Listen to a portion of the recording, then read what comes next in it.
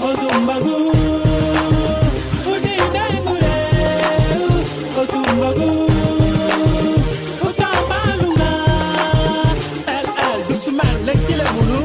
Ona Janga Joy Ona Monike Ono Keto Kine Meka Oyani Bane Omete Bena Baoyani Bane.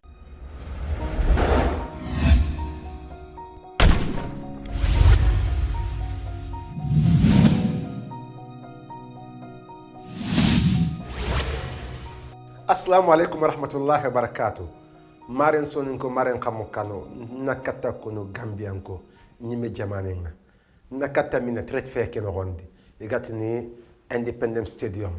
wakata nonga manno de ngonga ndago ituku ko isronga na hobuge jonko nonga ni yankandi ibenda hohobo ona hokinanga kuinden ka gabenga no ken kotay sample nga kini soronga pour no golleke sembentu kan wakati ni ke kaso segu jun segu naga wara jun tamundo sikonga kasunan tewe khanali sire suma ga manke nonga khandali khagni me wala nonga nga ko consultation dabar na khadanga watti suga khay itebe nga ko jaran na kha jaran na ku insha Allah rabbi qadin duguna si sohaba sauda délégation ma jël Sénégal wakata nonga assalamu alaykum wa rahmatullahi wa barakatuh.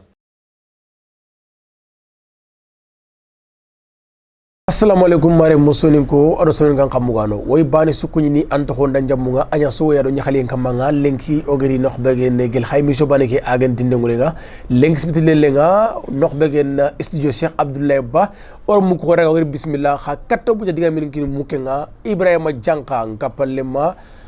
kendi khone ya nafa na warga jonna keta nangara no sumbu no katina me ko kan ko insri nan kanda kande bambangana sonin kan kamukano akongano ada khanda no ngaka katina no ko no kusuma bangoba oda kasu kunyi hayre gilimaga futa na lawra ma jafunu do kinginu tele sonin kan lemme ga katina no kusu okuyinu do khakantandu awakata sukamantama kendangi falle ona kasimani nanti owa geli dinde ngure masangi de bani no khobe gani waga vision no ke studio be to ngani studio Cheikh Abdoulaye Ba harsa simani de harsa dembal kante dinde ngure masangi nere sonin ka wadanga ogara otuana khore wari no kono kusu ola dan tuana khore wari no kusu odinan tuana khore wari no kusu ma sonin kala sere khore wari no kusu kinga katina jamanu kunna kati do menaga bawni lenki sonin kan kan ya ko ngini ku jamanu nakatiya jamanu be ga ko Senegal Mauritanie Gambia ado no ko be gani Malia ogana kinga no kono kusu mogoro a futu na narti na tagondi geli waga vision ko ke oda galla masala geli sonin ka ko kama mobe sonin ka ko galla avance ne mobe sonin ka ko galla way kurine mobe sonin kara tugu ku galla jarne mobe kante sur Guinée Dramé non voilà yori ko yo passage quoi Ibrahima Janka nawari sumpundo khati wala nyagara laga na khirnya no yonkini ku sellandi nakisiro tangenya muke wala digami ngena sumpundo khati na me kunyi Adama Diaw assalamu alaikum wa alaikum assalam wa rahmatullahi wa barakatuh kante udan kunyi udan kanta Janka sama jari ndaga wara fainda na dirunga na utu jamane ke ma jaman palle ora banambe sukunyi tanto khodrenga wala nyaga na kunyi ndikudo khantandu giroy jamu nya do khairi iganna jofe banambe so jamu do khairi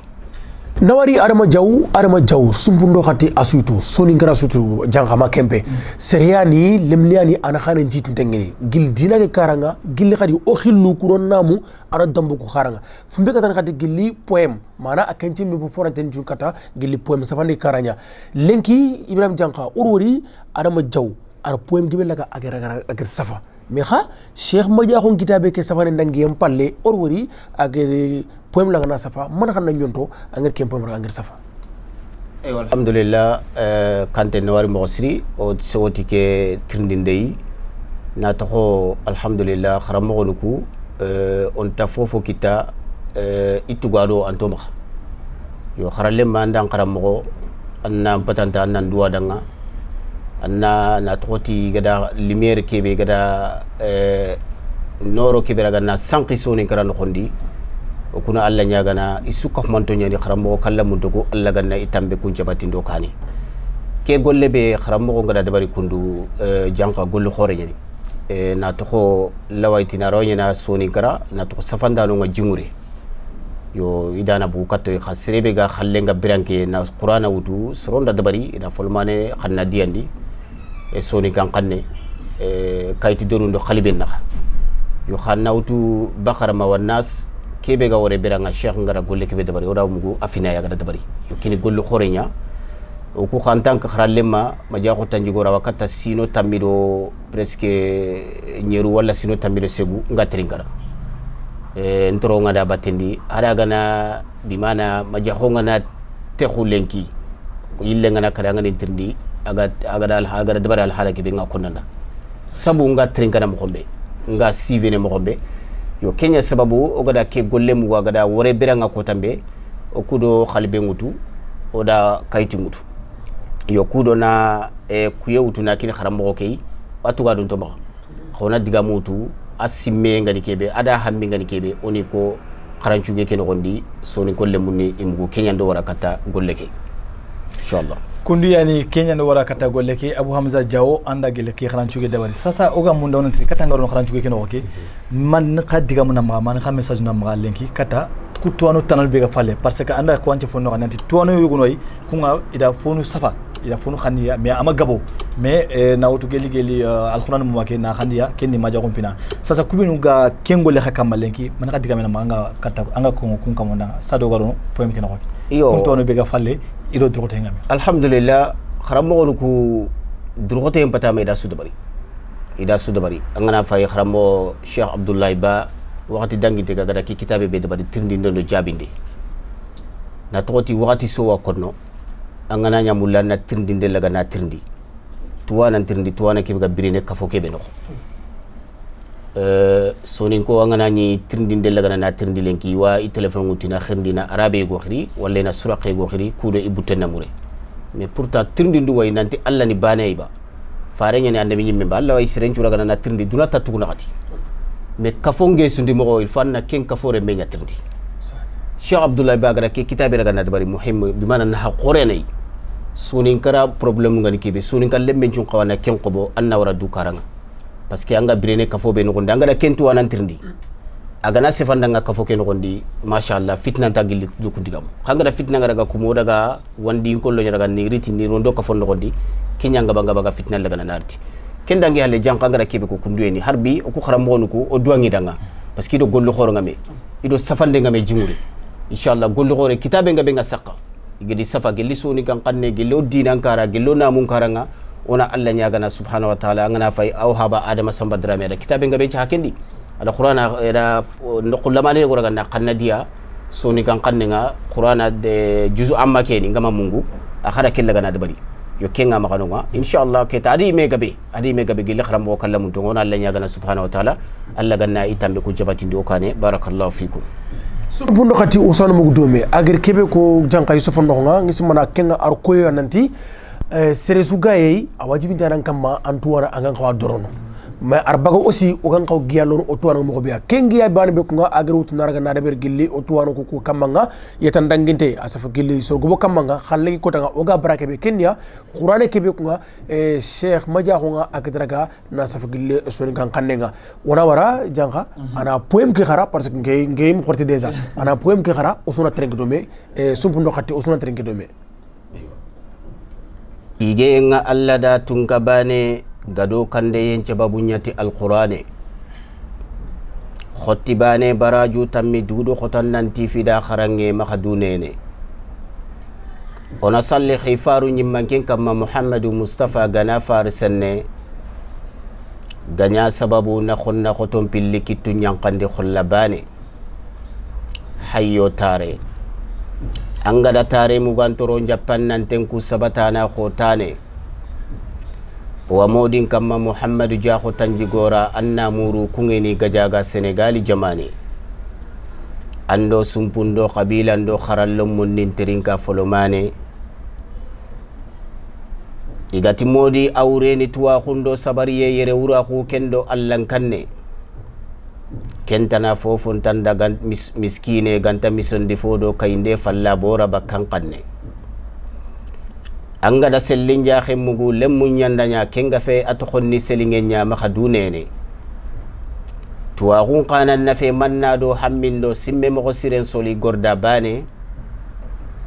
Abu Ilyas hammi on daga kharana li khenyendi umma khanya karandano o debundo jamane harbi aton daga kharana ngulli umma to ko bambini wandi fallen kirimunga ko denane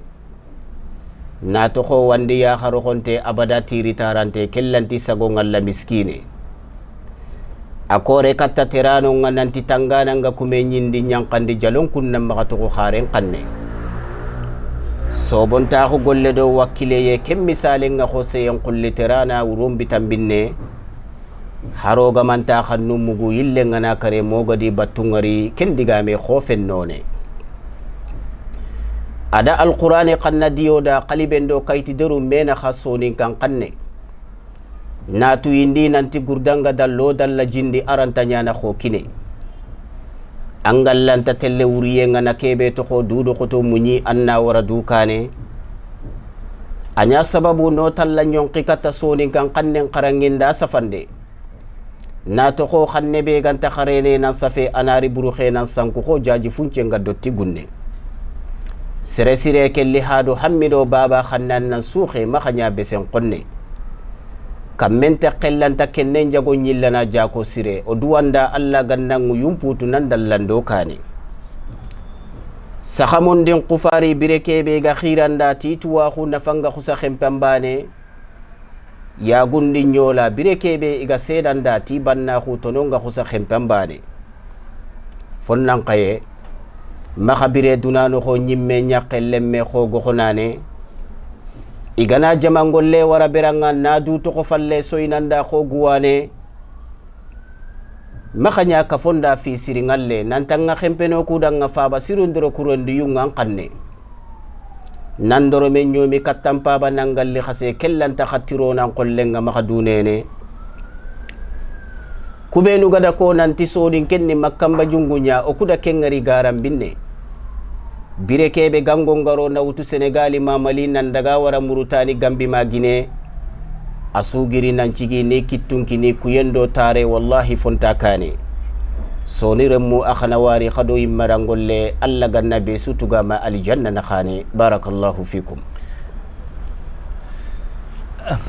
barakallahu fikum Abu Hamza Jaw Dembal Kanté ndasima ke poem kundu sere sugana inokusu manam son kan lemme nyaga nga angana ke digam kanu mugu angana ku digantanu mugu ampakile ke afu gabe gina Abu Hamza uga mon donan tindi nokobe ke poem nokoke ante fe gelli nanti on khara ona bugu gelli sanko nga Abu Hamza ire anna mani kitanga ko ngoda anke naru mani kharandambe dina ke wala dunadu wala soro kharangen alhamdulillah janqa nawari mosri kharamo ke hamminu nyani Abu Ilyas hammi on daga khara nasma tindinde kenado kenya on daga khara na ngulli umma to bambini wandi fallinkiri mu nga ko denani harmare men nan daga khara arabu jamanu neman po khore yani alla ga kinni soronga alhamdulillah walla nyaga na kha alla ga na kinga bondi walla nan khara no kuntanan do no kuntanan cu khanga daga khara no kwannan kilin to kanyimme angana ni anna simme andiga mun kamma bimana anyimme hammi ngani kebe an ka fon ladan ngani kebe an ka fon cimme mo ngani kebe simme mo ko wutu yo sado anga ka fon cimme mo ngutu demba ali kante angana kitabe dabari walla anga sefe kitabe kamma anke nyani soni karatuana ando Ibrahima Janka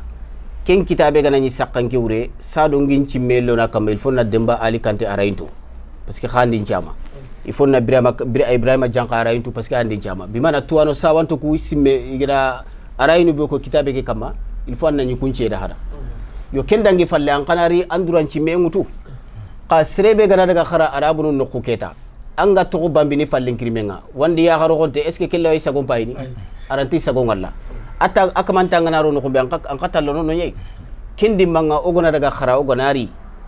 onan cimme ono duranci me ngutu oniro bimana simme khasun kamma keta ogona simme mo ko kiraga na yankande o ka fondo gondi tuwa ko kenana fe ka kenga heke angana daga sura kenyi mengutu nandanga kenci gindini soni karando gondi allina kara angana daga wonna sara nyi mengutu nantangarti soni karando gondi allina kara kenya nya sababu khorun daga khara khorum ma to bambini wandi fallen krimu nga ko denane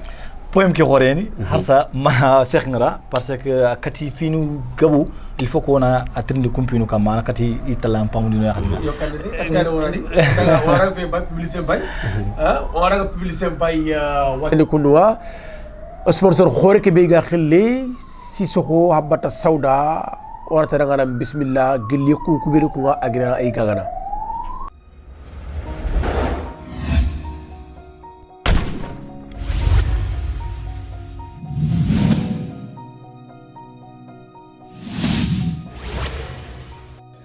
asalaamaaleykum wa rahmatullahi wa barakaatu mbokki may déglu mbokk Gambien yi sama mbokkay nekk Gambie yépp man la seen xarit Isaaxa Sissoko bu Sissoko Habbatu Sauda fan lay dem damay delluwaat Gambia ci sama réew maa ngi leen di defal promotion bu mag ci trade fair bi Independence Stadium opposite Africell incha allah bu soobee yàlla maa ngi fay nekk on the 8 June to on the 13 June damay ñu defal consultation feebar bu lay am muy feebar bi bu métti yaram muy métti feebar bu leen xalaat bu leen naa leen consult naa leen jox ay garab ngeen jënd naa leen may ay garab naa leen jox garab yu bëri yoo xam ne daf leen dimbale defal leen promotion bu mag boo xam ne muste am Gambia bi moo di first time bu mu raw kenn asalaamaaleykum wa rahmatullah wa barakaatu.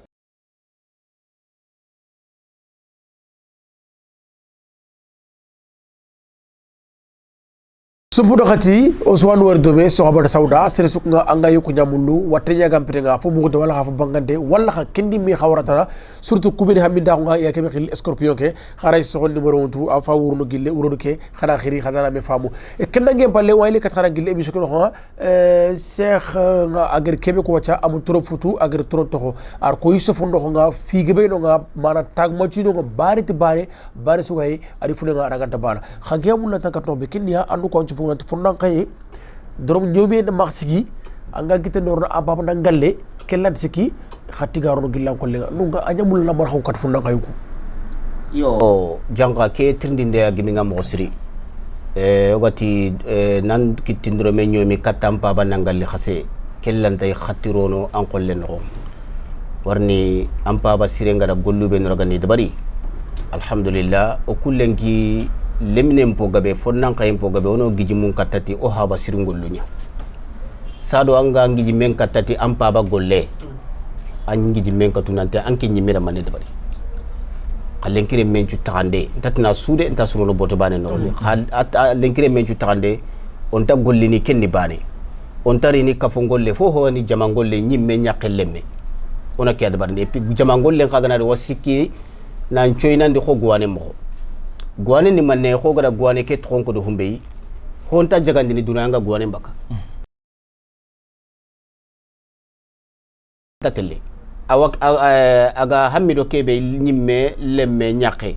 ana sari khube no gondi ani television payi wala ni khibare ju dangindi mais riyon ngana dangi ke tanati warni khibaru jaga aya kam go khada gari yonga passé kam ana nyama hamido ho nyimme nyaqe lemme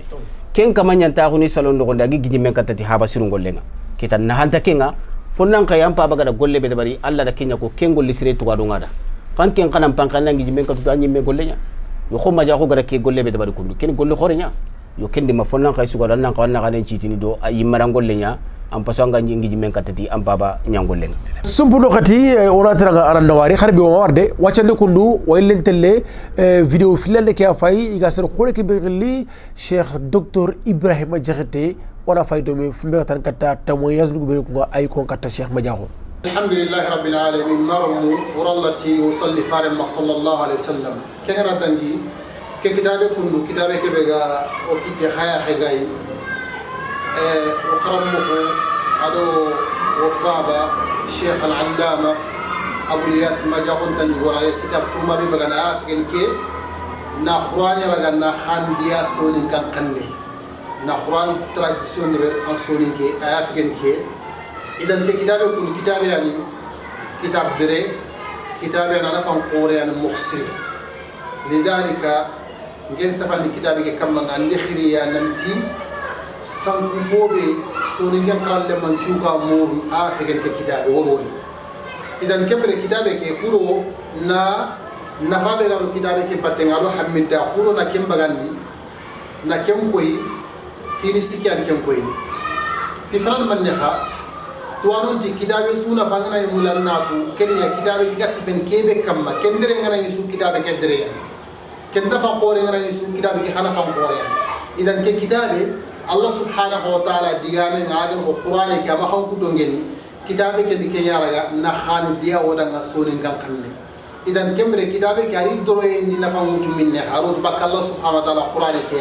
ayen islam ni jusu kitabe lidhalika sonum ko walle kha khangib gib dalinga tradition de ber idan kembre ke kitabe ana fa qore en moxsi na fa filande man ya kha ken ya khadi kitabe ke an kitab fanabe ag jofe woy soni kan kanne na qur'ani raga na traduit gel fatih nan daga warma won nas an kitab fanabe ag jofe woy wometi kitabe tani du ha kitab fanabe ke de raga jofe woy afigen ke cheikh abul yas hafidahullah gel kitabe be de fi sikandal man neha kemiya angana tu ko kan kitabe ke de ko kan kitabe ke de agen ko cheikh angana tu tuwa be gama ado experience be gama alla kitabe nga a tafsir no nga kembre ke ban kenna sababu anna melke kitabe ke tumbe cheikh abou ilyas waraytina libre ki sunya ga qur'an ya khidma al qur'an khidma kam mo al qur'an khidma nan qaso na tokti ari al qur'an ma kisu tafsir gelli gel fatiha nan daga wan nas ay suru makhujunina agar de brado xallu mo ngaddo durusin no kemballe cheikh ni le man tan khadiban ay le ojunu nan daga studio spécial ninga ina cheikh abdourahman hudayfi kharangal lay agana ko cheikhna ana khandi asoni kan kanninga nawtu al fatiha nan daga warba suratul kahf yo ha allah ki jangol lem timme khar sallaga na golle karagna timmanti angara kentu ay le safanin fube ga ulumul qur'an to qulbe ni ga ngasrende balanga qur'ane famu qonna fahat rabbaniya cheikh tafandum kusu sukam idan kebre cheikh ngana lisasa wa tagara ke kidabe safa na qur'an mu malla na khandiya la shakananti sirebe gar golle kede be atwana yande be arbun diga men kenyati a'til qawsa bariha idan kebre cheikh ngar gol khore de be son ko daga do sonin kara golle ke waranta tugani allah subhanahu wa ta'ala banan kata tugana golle ke kember ke kitabe kharal lamma gado sonna qawanna feriya ke kitabe anga kital mukhombe anga rona maktaban nuhum mukhombe khasatan wasasan kharal mo beni waganta kha tafsiru mutkhirtum ma kha ganni nga yawtu mukhombe kembre soyin kara warat khadanga wadan kutuwa do sasawach tuwana khoro ku beni ga ma sasawach cheikh abul yas cheikh abdallah ibn abdallah fatawambo cheikh mohammed touré faga makka safani foni mo khimbo cheikh abdul aziz bani yere alo cheikh nin tanni ku cheikh ni kun sasawacha allah subhanahu wa ta'ala arsonin kara yambatiya nyagaw yan allah subhanahu wa ta'ala arsonin kara yambati fitolliyan allah subhanahu wa ta'ala gari kuro ina sonin kara bo bitenga kat khore kembe ususuna kefi wana duwa o kharam mo kudanga kharam mo be ni safandi ku be ni gem safandi diga sahan kam ga dawan kam makiyendo nga alla ganna sahari sufri ngani dalla do kaninga alla ganna khair ya wodo kharo salam lemme tuzudanga hada assalamu alaikum wa rahmatullahi wa barakatuh kengana dangi waga division wa khanawar moxri na tokti khanya sababu waga ke video wutu sedanna wa kitabe ke kamma assalamu alaikum wa rahmatullahi lawari docteur ibrahima diakhaté ibrahima osu docteur ngori khawile kati cheikh ngare wile kati ta cheikh nga parce que docteur rakibe ko geli cheikh ngama rakibe ko geli cheikh kitabe ngama om dono hamza trindi cheikh ngaw akata kido kharangu ndenge dome kamo pawni alquran ki tanki tandume ke hijibe nga na ke khanadia khandiya na khandiya donc angot golne fetki nga akha wotu nan cheikh nga atrende ngabeni wotu nan cheikh nga kharangu dina dara na makay cheikh nga kata ku gol ndenge dome kamo est ce golne en ke keta kundu yeni nasima kharambo khore ke ay me dangitire ada digamu dantan drogadi ko ado journaliste nga alhamdulillah oda fa yimendo yimenga golle ke agada wuce be nyakama ay mega kono ogoma mungu sino tamiro segu nasima gelle sino tamiro segu gello gama mungu cheikh nda kenya nya ke golle no odi keta amatu ke heti golle roxe janka yo keta wuyun golle na gara bimana sino tamiro segu na bera laga na sella dukane ada do golle gabera ga na digi domi xoy mega kono mo be ada do golle gabera ga na digi domi bon conférence no kudo kawandu kudo hotana akenyi mema gati golli gabe da kun classe ko golli kutenye ha hinu wa concentré no kun kama kewa kapa kun no gondi cheikh ga concentré ke golle kama na raga na dabari hati golli gabe wonu ngaketa ida kun jate na iraga ko golli kutenye kita conférence ganari kendi metana riyon do hotana no hakenga heke ku gollu di menu awa ku menu kama gabe nga sino tamire so ga ken kama kenni golle nya o hore ngani quoi yo ken inshallah antrindi deke wacha est-ce que daga ama baga wona giyangutu na tallallo gille otuwanuga ha parce que amon frogu yi iku wi mo ci manne kenya bon nangiru tuara mate an kuma nga batta alle fanyana munonya walla hakini metana an katta mande hakita anga kon katsuru ko kuro o hakilu gata la ganjin mo biya ora kan katta tuwanu ko wan katti talla nyambara mo biya alhamdulillah janka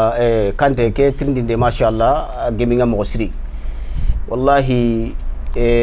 kafo suga duna do angara wari kafo ke gara kane tuwa kunyanda din kane kafo suga duna yangara wara gara kane tuwa kunyanda din kane sirebe ga duna mulla ilfanna tuwa ko ke mekita hana angal lakhra mulla ilfanna tuwa ko nyekita Allah imanda kunanti yala tuwana do tuwambali kibiga foto ado kibiga ta foto ati kunga yekono ba inta yekono tuwana gana ni sire maga surtout sonin kara Allah gada ku tuwano beraga ni kinoi khorna kurago kitumpili da parce que tuwana nyana holate ngalla jama ngana ni trene bitambine no gondi gumba khoro be nuga nyiye jama ngana rwasuga halakini kungumba khoro tuwano nyana jama ngacine nante kharamulli khasonin kara lenki o tuwano ku hogabe odi kurunde ni manne tuwana ngana hari tirgiso ke halle ga makai denya batni da batte walla tuwana ngana tinti ata ure ke ona ure ga ona digamel ga ona bonondi c'est vrai tuwana maka walla na ure ka walla kun ken la na gasay ko ka khoron dur goto ona kulla ga oni to nga kenga he wallahi fitna janka fitna ngana kuti kata jaman no dagarini tuwano yange mai ngera ta gemai makempe sretana lanta gemai kun tuwano be ga gemme fitna nunga il faut na kulla ga ona giyaria na giyara antuwano nga aure ni manne anna tenkuda batenga anna trinka anna tuwana kiraga anna daro agana gango laga narundi no kumbe ona tuwano kuraga oni nyimi kendi manga ona giya uto na rotu wano nga da giya ngutanga daran tuwano nga mare me andara nyimei dari tenga na yamaga iti katanga runan karankare nga uto anara nyesonga torin kara otu wano kuya no kudanga jangula ngode onta tuwano sikita khoyimo ona durgote laga ona dabari debatenga alla ga ni dallando kane hakatiga ari tallundi akati ndital khawro Abu Hamza ma nyebe parce que Abu Hamza gara ke point be ko point ke khore demba aju penyani ona mno Abu Hamza tindi tiganga be gabe ya khoti gabe ya anakatu famni talam pokine parce que khote na rufia bi findeni kha kebe gara safa ma kebe gara simma an kata tindi ni kuda katu explication claire kinanga ana ko ngandanga igara arti khande be kama igara ti mana be kama kuda ka be gana anakatu famni kitay anakata famnu nanti a khagar golle kebe gol nefe en tout cas o dakhirta anduro ta do makembe andigal lewdo kat sumbundo khati aywa mashallah keta khanwari mo siri kante ando Ibrahima Janko ra kunyo ra khanta kafni wagadu vision golyangano mumanga oda trinkana ndo haindana dirungo odi sikuni walla nyagana ke telenka be gano kondi wagadu vision alla ganna wurugi inshallah soninko suno kawmantono kitunkini mei ona telenka ke ona demande ti hakla sire demande ti nabure demande ti arai demande ti fofoi kudo anandaga kane ke gana daga kane sonin kana daga kane walla nyagana subhanahu wa ta'ala alla ganna unokini barakallahu fikum janga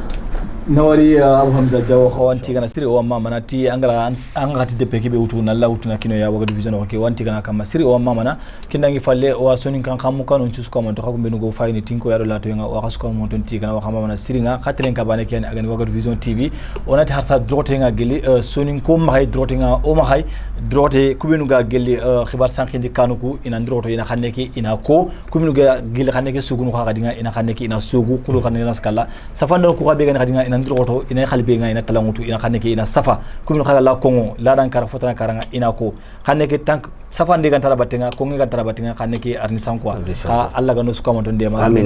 alla ga naso ninka ku kura alla ga no yin ku foto inshallah so fainda no ku oda suka mon ti ga oda mama siringa kante pambaga dawari Ibrahim Janka dawari Sheikh Khorenga iga serbe khille Abu Hamza Diaw wala tanga ana mama ado braje dimma kebe agere ndox bagin wagadu vision kebe ta fana sariya ne ko xalante lemliya ko ana xana ci tan fumbe ka tan kata dinan khibarenga kendo o khillu no namu no dambunga surtout fumbe ka tan kata so ngankane poemga o yamu gil français ado ol fon wati o say kitana gil so ngankane nga wata nga nawari kenda ngem pale lenki masna nga jibe kenniata Sheikh Khorenga agar khwane kebe agere safa ar poem kebe agere kebe agere bagan di agar ko fosu gay mun dafa ñare watara inshallah alla ganna wura su wiyum putu alla ganna legri mo ko jol inshallah taala khabeni ga gel nok begen jamam palle wala ha Senegal or khama or khatiga camera mani ga serbe khili adikara o su kof monto or khama or khatiga watara inshallah oy koyri gel emission ko matana ser ko matana